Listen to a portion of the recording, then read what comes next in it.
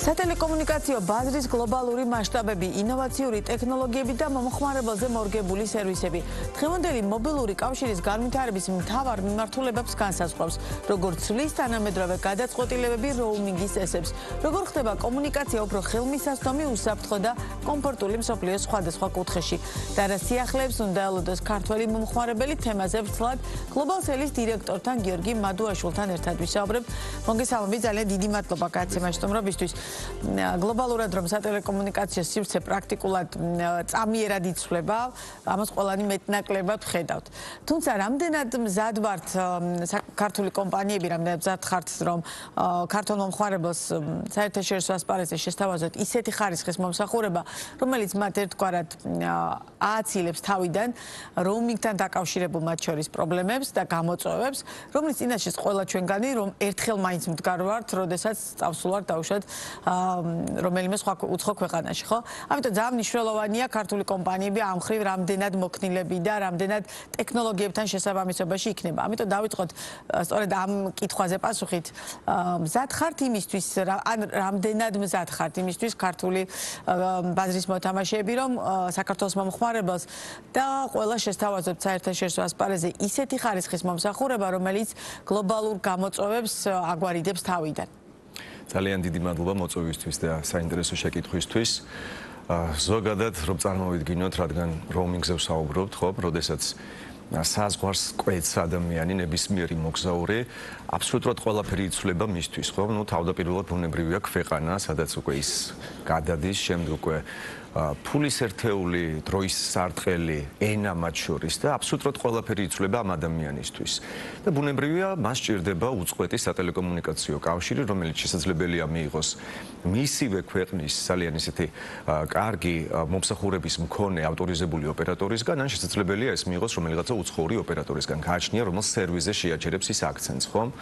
ამიტომ არის აუცილებელი ჩვენთვის, როგორც ქართული კომპანიისთვის, ტელეკომ ოპერატორისთვის, რომ ვინაიდან ყველაფერი ცვალებადია ამ პროცესში და ყველაფერი იცვლება, იყოს მისთვის უცვლელი სატელეკომუნიკაციო მომსახურება, რომელსაც ის გამოიყენებს სხვა ქვეყნებშიც, მთელ მსოფლიოში და სწორედ პირდაპირ გადავედი იმ ძირითად სიახლეზე, რომელიც ბოლო პერიოდში გვაქვს ჩვენი მომხმარებლებისთვის, შევთავაზოთ მას ქართულ ნომრიანი საერთაშორისო SIM და ელექტრონული SIM ბარათი, რომლითაც უწყვეტად შეძლებს ისარგებლოს როუმინგში მთელ მსოფლიოში. ძალიან სწორად ბრძანენ ქალბატონი მაია, როდესაც რაღაც როუმინგის მით უმეტეს წინა პერიოდიდან განმოყოლილ აი ამ რაღაც ნეგატიურ მხარეებზე საუბრობდით და მართლაც მოგზაურებისთვის ალბათ როუმინგი როგორც სერვისი მეტნაკლებად არის დაკავშირებული ძალიან ბევრ ისეთ ტექნიკურ საკითხთან, პრობლემასთან, რომლის გამკლავებაც, შეჭიდებაც უწევთ მოქალაქეებს. შეიძლება იყოს ის, რომ ჯერ უნდა შევიძინოთ ეს SIM და ან ელექტრონული SIM ბარათი, ხომ? გავიაქტიუროთ შემდეგ რაღაც QR კოდის სახით დაუშვათ თუ ელექტრონულ SIM-ზეა საუბარი. შევიძინოთ კონკრეტული პაკეტი და მისი აქტივაცია მოვახდინოთ. შემდეგ, როდესაც ჩავალთ უცხოეთში, უნდა მოვახერხოთ ის, რომ SIM ბარათი ქსელზე დავარეგისტრიროთ და ძალიან ბევრ პრობლემასთან უწევთ შეჭიდება. სქემას ყვებით, რომელიც ყველა ჩვენ გვას მეტნაკლებად ერთხელ მაინც გვაქვს გავლილი. დიახ, და მით უმეტეს, როდესაც ვსაუბრობთ ადამიანებზე, რომლებსაც არ აქვთ დიდწილად შეხება ასეთ ტექნიკური საკითხების მოგვარებასთან ყოველდღიურად, ხო? მათთვის ეს არის ძალიან სტრესული, დამატებითი საფიქრალი იმაზე, განსაკუთრებით მაშინ, როდესაც ვსაუბრობთ ჩვენ მოგზაურობაზე და ადამიანი უნდა ფიქრობდეს იმაზე, თუ როგორ განიტვირთოს, როგორ დაისვენოს და როგორ გაატაროს კარგად ის რამოდენიმე დღე. და რაში მდგომარეობს მაშინ აქ მივედით უკვე თქვენი შეთავაზება და რას ნიშნავს ქართული ნომრით დაუშვათ აი ამ მომსახურების მიღება საზღვარგარეთ, ეს ძალიან მნიშვნელოვანია. დიახ. სწორედ ამიტომ ჩამოვთვალე ეს პრობლემური საკითხები, რაც როუმინგის აი ამ ნეგატიურ მხარეს ეხება, რომ ჩვენ გლობალსელი ვცდილობთ დავამსხვრიოთ ყველა ეს ნეგატიური ასპექტი, რაც ზოგადად როუმინგს უკავშირდება და ჩვენს ქვეცნობიერში არის დალექილი. პირველი, ეს არის გლობალსელის ულადო მუდმივი ქართულ ნომრიანი SIM და ელექტრონული SIM ბარათი. რაც იმას ნიშნავს, რომ როდესაც ჩვენ მივდივართ უცხოეთში სამოგზაუროდ, ჩვენ არ გვიწევს ნომრის შეცვლა. თქვენ ალბათ იცით, რომ როდესაც ჩვენ ყიდულობთ ელექტრონულ SIM ბარათს, თუნდაც ამა თუ იმ პროვაიდერისგან, ხო, შუამავალი კომპანიისგან, ყოველი მოგზაურობის წინ გვიწევს ამ ნომრის, უბრალოდ SIM ბარათი, ელექტრონული SIM ბარათის ცვლილება. და ამ ელექტრონულ SIM ბარათთან არ აქვს ნომერი, ანუ ჩვენ ვერ ვსარგებლობთ იმ სტანდარტული სატელეკომუნიკაციო სერვისებით, ეს არის ზარები, მოკლე ტექსტური შეტყობინები და მხოლოდ ინტერნეტი.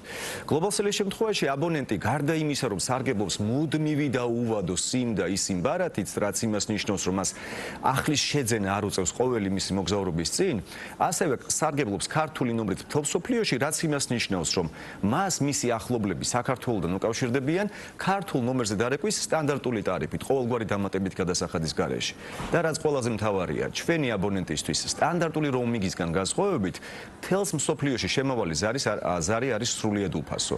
რაც ხსნის იმ დამატებით ზედმეტ ბარიერს, ალბათ ისიც ბევრს გვსმენია და ალბათ პირადად თქვენს, რომ როდესაც roaming-ში გიკავშირდებიან, გირეკავენ სტანდარტული ზარით, ცდილობთ არ უპასუხოთ, ან თუ უპასუხებთ, მალე დაასრულოთ საუბარი, იმიტომ რომ ყველასთან ეს ასოცირდება დამატებით ხარჯთან. ამიტომ ჩვენი აბონენტებისთვის სრულიად უფასოა შემავალი ზარი მთელ მსოფლიოში და ესეც დამატებითი კომფორტია. და რაც ყველაზე მთავარია, როდესაც გლობალსელის აბონენტი ჩადის მსოფლიოს ამა თუ იმ ქვეყანაში, მას ხელით მანუალურად არ უწევს რაიმე პარამეტრების გაწერა, გასწორება ტელეფონში, SIM-ის ქსელზე რეგისტრაცია და ეს ავტომატურად ხდება და ხორციელდება თქვენს ეთერშიც რამოდენიმე თვის წინ ვისაუბრეთ, როდესაც გლობალსელი გახდა პირველი ქართული ტელეკომ ოპერატორი გაერთიანებული ერების ორგანიზაციის მსოფლიო ტელეკომ კავშირში ITU.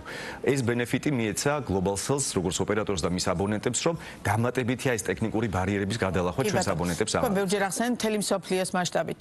ანუ ყველა მსოფლიოს ძალიან ბევრი ქვეყანა შეიძლება რომელიმე კომპანიის მიერ არ იყოს ჩართული. მაგალითად, პირობითად მოგზაურობა თურქეთში შესაძლოა ჩართული იყოს ესა თუ ის კომპანია ამ ნაწილში და უწევდეს მხარდაჭერას, მაგრამ წავიდეს საქართველოს მოქალაქე ვიეტნამში და იქ ვერ მიიღოს შესაბამის მხარდაჭერა. ამ შემთხვევაში ეს თქვენი მომსახურება მსოფლიოს ყველა ქვეყანაზე ვრცელდება? დიახ, ყველა ქვეყანაზე ბუნებრივია საუბარია საერთაშორისო თანამეგობრობის და გაერთიანებული ერების ორგანიზაციის მიერ აღიარებულ იმ წევრ სახელმწიფოებზე, რომელიც საერთაშორისო სამართლის სუბიექტს წარმოადგენს და არა არაღიარებულ სახელმწიფოებზე ან ტერიტორიულ ერთეულებზე. და რაც მინდა დავამატო არის ის, რომ როდესაც გლობალსელი ამბობს, რომ ჩვენ ვცდილობთ დავამსხვრიოთ ყველა ის ნეგატიური ასპექტი, რაც აი ამ roaming-ის ნაკლოვანებას უკავშირდება, თავარი არის ის, რომ უწყვეტი კავშირი, რომელსაც ჩვენ ვთავაზობთ ჩვენს აბონენტებს მთელ მსოფლიოში, ეს იყოს ხარისხიანი, როგორც თქვენ ბრძანეთ. და პარტნიორი ოპერატორების ქსელის გაფართოება იმისათვის, რომ თუნდაც თურქეთში თუ სხვა ნებისმიერ ქვეყანაში შევძლო ნებისმიერი იქაური ადგილობრივი მასპინძელი ოპერატორის ქსელით და სიხშირით სარგებლობა, განსაკუთრებით 5G-ზე, როდესაც ახლა გვაქვს საუბარი და სწრაფ ინტერნეტზე, რაც გლობალსელის შემთხვევაში ეს უკვე თანამედროვე რეალობაა და შესაძლებელია, ამ არეალის გაფართოებას პარტნიორი ოპერატორებისა არის ძალიან მნიშვნელოვანი და ეს პროცესი რამდენად კონკურენტულია საქართველოში ის ბაზარი და ის სექტორი, რომელსაც თქვენ ახლა წარმოადგენთ და რამდენად აქტიურები ვართ საქართველოს მოქალაქეები, მათ შორის ქართული კომპანიების ამ მომსახურების გამოყენებისას. სტატისტიკა რას გაჩვენებთ? ვიყენებთ ქართული კომპანიის მომსახურებას თუ მაგალითად როდესაც მივდივართ საზღვარგარეთ ვიყენებთ იქ ადგილობრივ ოპერატორს. ანუ რამდენად ხარისხიანი მომსახურებას ვთავაზობთ მთლიანობაში ქართული კომპანიები? ძალიან საინტერესო შეკითხვა. მოდით აი პრაქტიკული მაგალითებით დავიწყოთ ის, რაც ჩვენ პრაქტიკაში ყოველდღიურად ჩვენი აბონენტებისგან გვესმის, ხო? ალბათ ყველას თუ არა ბევრ ადამიანს უსარგებლია ამა თუ იმ უცხოური სერვისით და შესაბამისი გამოცდილებაც აქვს პრაქტიკაში როგორ მუშაობს ის, ხო?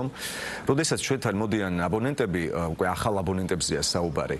მათი ძირითადი სწორედ აი ის მიზანი ჩვენამდე ჩვენი სერვისით სარგებლობის არის ის, რომ როდესაც მათ გამოსცადეს სხვა სერვისი, შეიძლება იყოს უცხოური მომწოდებლის მიერ roaming-ული მომსახურება, სხვა ნებისმიერი პროვაიდერის, ის ძირითადი უკმაყოფილება, რომელსაც მე ახლა არ გავმახვილდები და არ შევაჩერებ ყურადღებას, რადგან არ მინდა სხვა ნებისმიერ კონკურენტ კომპანიაზე, პროვაიდერზე, ოპერატორზე რაიმე ვთქვა, მით უმეტეს ნეგატიური, თუმცა ის ცუდი გამოცდილება, რაც მიუღიათ მათ უცხოეთში ყოფნის დროს roaming-ით სარგებლობისას, აი ამ გამოცდილების უარყოფითი გამოცდილების დადებითისკენ ცვლილებაა ხოლმე მათი მიზანი, როდესაც ჩვენამდე მოდიან და ძალიან მიხარია, რომ ვამართლებთ ჩვენი აბონენტების ამ იმედს და ვამართლებთ რატომ?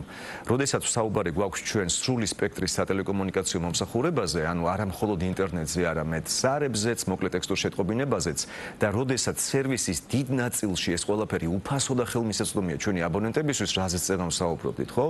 ეს ბუნებრივია იწვევს კიდეც მეორე მხრივ, ანუ მეორე მხარეს აბონენტია ბუნებრივია ჩვენი ყველაზე ფასეული ღერძი და მისი მხრიდან ამ კმაყოფილებას. და მათ შორის, როდესაც სერვისი არის ხარისხიანი, რაზეც რასაც თქვენ ბრძანებდით. იმიტომ რომ ის დაცულობა, რაც აბონენტს უნდა ჰქონდეს roaming-ში განსაკუთრებით, როდესაც მისი პერსონალური მონაცემების დაცვა არის ძალიან მნიშვნელოვანი და აქ აუცილებელია ის უსაფრთხოების სისტემების ჩართულობა, რაც ჩვენ როგორც ავტორიზებულ ოპერატორს გვაქვს და რასთან დაკავშირებითაც სულ ახლა ხანს ჩვენ შესაბამისი ISO სერტიფიცირებას გავიარეთ, რომელიც ადასტურებს იმას, რომ მომხმარებელი, მისი უფლებები და მისი ის უფლებრივი სივრცე, რაც უნდა ჰქონდეს ტელეკომ ოპერატორის აბონენტს, არის სრულად დაცული და გარანტირებული ჩვენ. თვითონ ბაზარი რამდენად კონკურენტულია ესე ქართულ ბაზარზე მაქვს ლაპარაკი? ბაზარზე ჩვენ გვხვდება არაერთი და ყოველდღიურად არის ეს სიახლეები, თქვენ სოციალურ ქსელში შეგვხედრიათ თუ არა, არ ვიცი. ჩნდებიან ბაზარზე სრულიად ახალი მოთამაშეები. ეს არის ძალიან მარტივი პროცედურა, რომ წარმოვიდგინოთ, ბაზარზე არიან ერთი მხრივ საქართველოს კომუნიკაციების ეროვნული კომისიის მიერ ავტორიზებული ოპერატორები, რომელთა რიცხვიც არის Globalcell და არიან ის ახალი მოთამაშეები, რომლებიც არეგისტრირებენ ბიზნესს ძალიან მარტივად და ეს ჩვენი სახელმწიფოს ძალიან ესეთი დადებითი მოვლენაა, როდესაც შეუძლია მეწარმე სუბიექტი გახდე რაღაც ერთ დღეში ხომ დაჩქარებული წესით იმავე დღეს და დაიწყო შენი კანონმდებლობით დაშვებული კომერციული საქმიანობა. თუმცა უმეტეს შემთხვევაში ის შუამავალი კომპანიები, რომელიც ჩვენ ყოველდღიურად გვხვდება, არ არიან ავტორიზებული ოპერატორები, ისინი უცხოეთიდან ყიდულობენ ელექტრონულ სიმბარათებს და შემდგომ სთავაზობენ ჩვენი ქვეყნის თანამოქალაქეებს.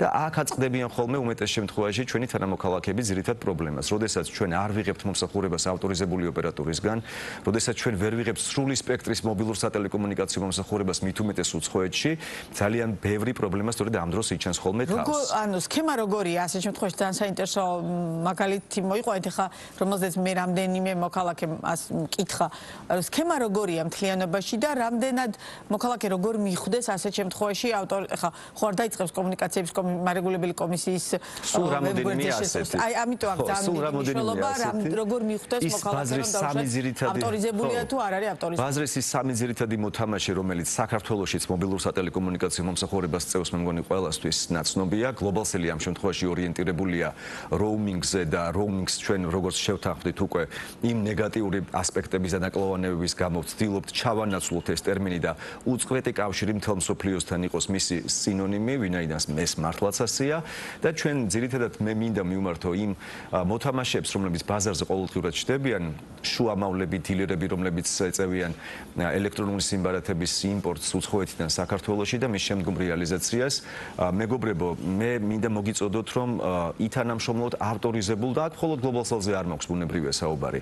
ავტორიზებულ ოპერატორთან და მიაწოდოთ არა უცხოეთიდან იმპორტირებული სიმბარათი ჩვენს მომხმარებლებს, არამედ ადგილობრივი ქართული ოპერატორის სიმი, როგორც შუამავლებმა ჩვენს მოქალაქეებს და შესთავაზოთ საუკეთესო მომსახურება და სერვისი მთელ მსოფლიოში ქართულივე ნომრით და არა უცხოეთიდან იმპორტირებული გაურკვეველი წარმომავლობის ელექტრონული სიმბარათით, რადგან ეს სამწუხარო რეალობაა დღეს. თაღლითობის შემთხვევები არსებობს თუ რატომ არის დაუშვათ პრობლემური, გარდა იმისა, რომ ტექნოლოგიურად ალბათ უფრო მეტ ცოდნას მოითხოვს უცხოეთიდან მიღებული სიმბარათის მერე უკვე ჩასმა ტელეფონში და ამის მოხმარება, თუმცა თლიანობაში პრობლემა რატოა? ეს ძალიან მნიშვნელოვანია. თაღლითობა ხო roaming-ში და ზოგადად დაცულობა აბონენტისა მთავარი და კრიტიკული საკითხია აქ. ის anti-fraud სისტემები, location protection სისტემა და მე არ მინდა ინგლისური ტერმინები შემოვიტანო ჩვენ საუბარში, მარტივი გასაგებიენით რომ ვთქვათ, ეს არის ეგრეთ წოდებული გეოგრაფიული კონფიდენციალურობის დაცვის სისტემა აბონენტისთვის, ანუ აბონენტის პირადი სივრცის დაცულობა roaming-ში, რაც ძალიან მნიშვნელოვანია. და ის თაღლითური მექანიზმები, რაც აპრობირებული შემუშავებულია და რაც სამწუხაროდ მუშაობს ჯერ კიდევ უცხოეთში ყოფნის დროს roaming-ში არის ის, როდესაც თაღლითური სქემის მიხედვით მესამე პირი ცდილობს არამართლზომიერად, არალეგალურად დაიუფლოს, მიიღოს წვდომა ჩვენს ნომერზე, რათა მისთვის იყოს წვდომა გახსნილი ჩვენს ზარებზე, SMS-ებზე, მობილური ინტერნეტის სესიაზე და მიიღოს ისეთი სენსიტიური ინფორმაცია, როგორიც არის თუნდაც SMS ბანკინგის საშუალებით მიღებული ერთჯერადი კოდი ბანკინგის, რითიც ჩვენ ტრანზაქციას ვახორციელებთ. ან ამა თუ იმ სოციალური პლატფორმის დამადასტურებელი კოდი, რითიც შეიძლება მოხდეს დაუშვათ გატეხვა ჩვენი სოციალური სივრცის სისტემის, რომლის კოდსაც დაუშვათ გვიგზავნის შესაბამისი აპლიკაციის ადმინისტრატორი და ასე შემდეგ. ანუ ეს დაცულობა, რომელიც დანერგილი არის ავტორიზებული ოპერატორის სისტემაში, თუნდაც location protection, anti-fraud და სხვა არაერთი სისტემა, რაზეც ჩვენ შესაბამისი ISO სერტიფიცირება გავიარეთ სულ ახლახანს წეგან გესაუბრებოდით, არის უმნიშვნელოვანესი. და როდესაც შუამავალი დილერი აწვდის მომსახურებას აბონენტს ისე, რომ ეს ელექტრონული SIM იმპორტირებულია უცხოეთიდან და არ ვიცით საიდან, არ ვიცით რომელი ოპერატორია მისი გამომშვები, ბუნებრივია აქ საქართველოს კანონმდებლობა უკვე ვეღარ არეგულირებს ამას, თუ მოხმარებლის უფლებებს იცავს ძალიან ბევრი სამართლებრივი აქტი ჩვენ სახელმწიფოში, როგორც საკანონმდებლო ისე კანონქვემდებარე. იმ შემთხვევაში უცხოური სერვისის შემთხვევაში სრულად მოკლებულია აი ამ უფლებრივი სივრცის დაცულობას საბოლოოდ. და ჩვენი საუბრის ბოლოს განვითარების გლობალ-სელის შემთხვევაში განვითარების ეტაპი, შემდგომი ეტაპი რა არის? თქვენ მათ შორის ქუთაისში გახსენით, ქუთაისის აეროპორტში ფილიალი, ხო? აი საინტერესოა დაუშვათ აეროპორტებში რამდენად აქტიურად იყენებენ მომხმარებლები, რამდენად აქტიურად ვახორციელებთ შეძენას და რეალურად განვითარების შემდგომი ხაზი რა შეიძლება იყოს? დიდი მადლობა. ქუთაისის აეროპორტში მართლა სულ რამოდენიმე დღის წინ გაიხსნა ჩვენი ახალი ფილიალი და საუბრობდით მოგზაურობის სიმარტივეზე გადაცემის დასაწყის ნაწილში, ხო? აქაც ქუთაისის საერთაშორისო აეროპორტის ვიზიტორი მგზავრი ძირითადად ორიენტირებულია იმაზე, რომ მისი ეს ძალიან კარგი ემოციებით, შთაბეჭდილებით დატვირთული მოგზაურობა იყოს ბიუჯეტური. და შესაბამისად ქუთაისის საერთაშორისო აეროპორტი ძალიან დაბალ ბიუჯეტურ, ასე ვთქვათ, საშუალებას წარმოადგენს საქართველოს მოქალაქეებისთვის გასამგზავრებლად უცხოეთში, ხო? და მაშინ, როდესაც შევდივართ ბუნებრივი აეროპორტში და გვხვდება იქ სივრცე ფილიალი გლობალ-სელისა, რომელიც ასევე ყველაზე იაფ და ხარისხიან რომინგულ მომსახურებას თავაზობს მგზავრს, აბონენტს, ბუნებრივია მათთვის დამატებითი კომფორტი და ბენეფიტია. რაც შეეხება გაფართოებაზე სამომავლო გეგმებს. გაფართოება ფილიალებისა, ჩვენი იმ გაყიდვების წერტილებისა ბუნებრივია მუდმივად გაგრძელდება, თუმცა მე მინდა შევახსენოთ ჩვენს მაყურებელს, რომ გლობალ-სელის როგორც SIM, ისე ელექტრონული SIM-ბარათის მიღება შესაძლებელია მთელი ქვეყნის მასშტაბით საქართველოს იუსტიციის სახლის ყველა ფილიალში, ასევე საქართველოს პოსტის ფილიალებში და ჩვენი სამომავლო მთავარი ერთ-ერთი ღერძი ის გზა, რომელიც უკვე მიმდინარე ეტაპზე დაწყებულია და გავაგრძელებთ ამაზე აქტიურ მუშაობას, არის ის, რომ გლობალ-სელის კავშირი იყოს ყველგან, სადაც მათ შორის არ არის მობილური სიგნალი. და სატელიტურ ოპერატორებთან აქტიური ინტეგრაციის ფარგლებში გლობალ-სელის ინტერნეტის სარგებლობა უკვე შესაძლებელი იქნება არაერთი ავიაკომპანიის საჰაერო ხომალდის ბორცზე. რამდენი ხანი შეიძლება რომ ეს უკვე დაწყებულია ეს პროცესი, ახლა ვაფართოვებთ პარტნიორი ავიაკომპანიების ქსელს და შესაბამისად მოვიცავთ ყველა მათგანს და უახლოეს პერიოდში ყველა ავიაკომპანიის საჰაერო ხომალდის ბორცზე უკვე გლობალ-სელის სიმბარათით, ინტერნეტით სარგებლობა სხვა სერვისებით. ძალიან დიდი მადლობა, წარმატებებს გისურვებთ. მადლობა გადაცემაში სტუმრობისთვის. გიორგი მადუაშვილი იყო ბიზნეს პარტნიორის პირდაპირ ეთერის სტუმარი.